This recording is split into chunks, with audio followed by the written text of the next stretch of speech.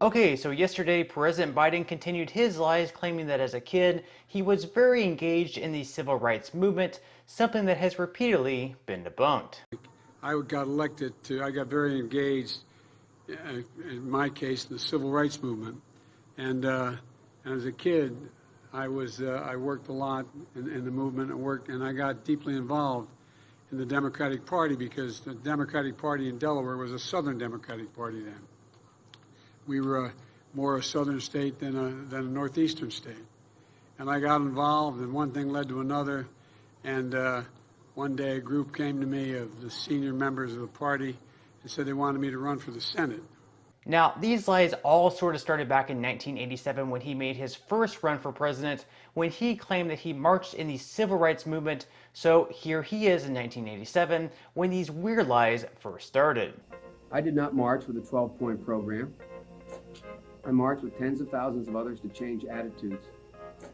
And we changed attitudes. When I was 17 years old, like many of you, I participated in sit-ins to desegregate the restaurants and movie houses of Wilmington, Delaware. I came out of the civil rights movement. I was one of those guys that sat in and marched and all that stuff. And here is Joe Biden just a few months later in 1987, right before dropping out of the race, backing down from those claims and admitting to not being any part of a civil rights movement, saying that he was not actually an activist. During the 60s, I was, in fact, very concerned about the civil rights movement. I was not an activist. I worked at an all-black swimming pool in the east side of Wilmington, Delaware. I was involved in what they were thinking, what they were feeling. I was involved, but I was not out marching. I was not down in Selma. I was not anywhere else. I was a suburbanite kid who got a dose of exposure to what was happening to black Americans when I'm in my own city. Then, of course, 2 decades later, when Barack Obama plucked him out of nowhere to be his VP, the lies started up once again for whatever reason, like he wouldn't actually be called out for it. You know, when I was a teenager in Delaware, for real, I got involved in the civil rights movement. We have the 8th largest black population in America. Most people don't know that. And I'd go to 8 o'clock Mass, then I'd go to Reverend Herring's church where we'd meet in order to organize and figure where we were going to go, whether we were going to desegregate the Rialto movie theater or what we were going to do. I got my education for real in the black church. And that's not hyperbole, it's a fact. But I got my education, Reverend Doc, in the black church, not a joke.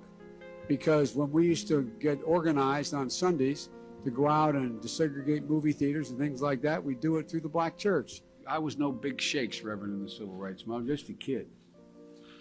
I got involved in desegregated movie theaters and helping, you may remember Reverend Moyer in Delaware and Herman Holloway organized voter registration drives, coming out of black churches on Sundays, figuring how we were going to move.